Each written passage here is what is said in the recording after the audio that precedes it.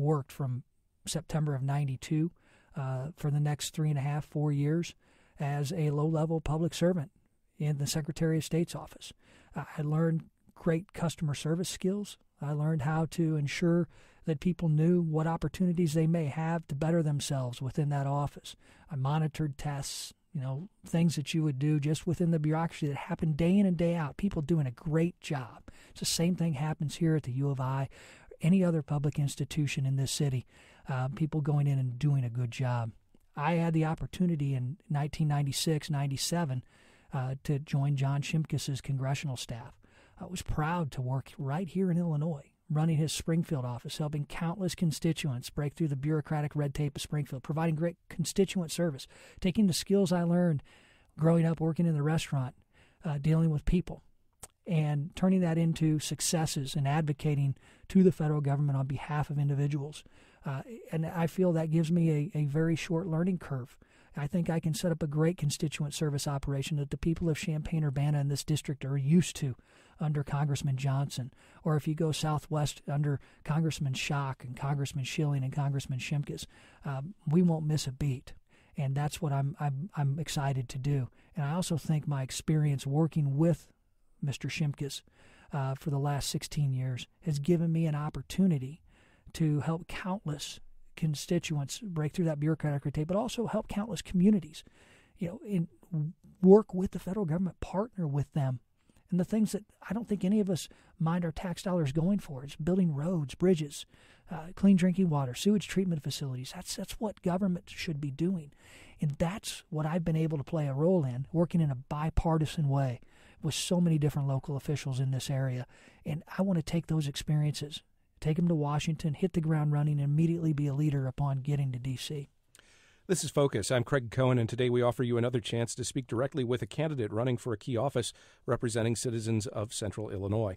My guest today is Rodney Davis. He's the Republican candidate running for Congress to represent the Illinois 13th Congressional District, which stretches from here in Champaign-Urbana all the way to the metro east of St. Louis. The district also incorporates the cities of Springfield, Decatur, and Bloomington-Normal, and lots of land in between. Mr. Davis is opposed by Democrat David Gill, who appeared on this program last week, and Independent John Hartman, who was on the show last month.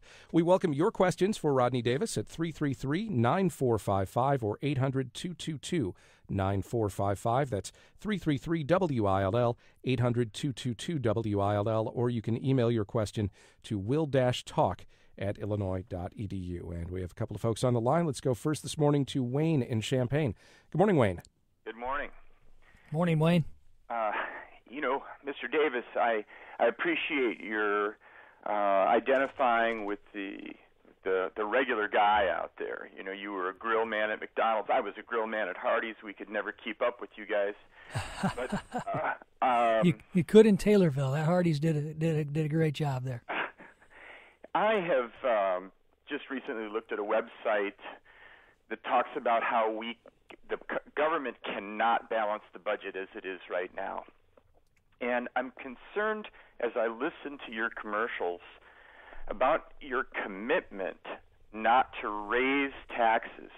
And I can understand your feeling of protecting small business, but we are in serious trouble as a nation with debt. And I feel like maybe while you're running for office, you got to say stuff like that.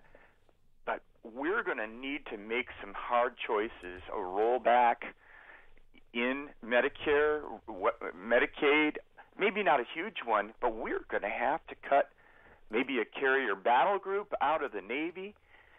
How are we going to close the gap we're borrowing to run our government right now without more taxes?